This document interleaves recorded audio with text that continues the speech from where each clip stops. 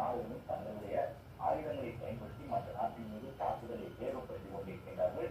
இதில் இஸ்ரேல் குறிவைக்கக்கூடிய இடங்களாக எண்ணெய் சேமிப்பு கிடங்குகள் இருக்கின்றன. ஈரானினுடைய பொருளாதாரத்தை முழுவதுமாக நிர்மூலமாக்க வேண்டும் என்ற எண்ணத்துடன் இஸ்ரேல் இந்த தாக்குதலை தீவிரப்படுத்தி இருக்கின்றது.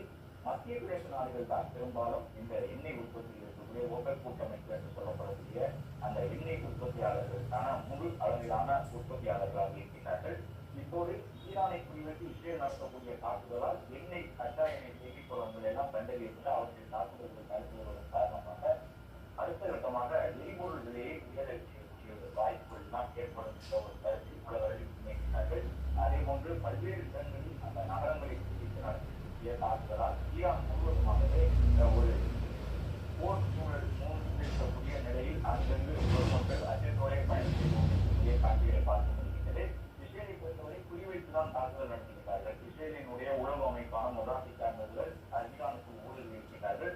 அவர்கள் தரக்கூடிய தரவுகள் அடிப்படையிலே அணு ஆயுத சார்ந்த ஆராய்ச்சியாளர்கள் கண்டறிந்து குண்டுகள் மூலமாக அவர்களையும் கொண்டு வந்திருக்கின்றார்கள். அது மட்டுமல்லாமல் ஏவுகணைகளை செலுத்தி முக்கியமான ராணுவ நிலைகளை இஸ்ரேல் தகர்த்துக் கொண்டிருக்கின்றது. அதோடு சேர்த்து எண்ணெய் வளம் இருக்கக்கூடிய பகுதிகளையும் தாக்குகின்றார்கள். எனவே கச்சா எண்ணெய் விலை உயரும் பொழுது பெட்ரோல், டீசல் உள்ளிட்ட பல்வேறு வகையிலான எரிபொருள்களை விலை உயரக்கூடிய ஒரு அபாயம் ஏற்பட்டிருக்கின்றது.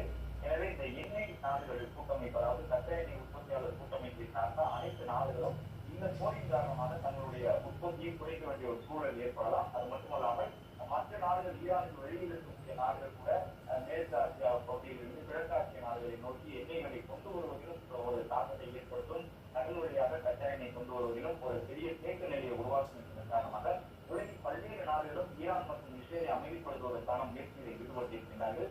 ஆனால் இஸ்ரேலை பொறுத்தவரை ஈரானை முழுவதுமாக பொருளாதார ரீதியாக நிர்மூலமாக்கிவிட வேண்டும் என்ற நோக்கத்தில் இந்த தாக்குதலை நடத்துகின்றார்கள்.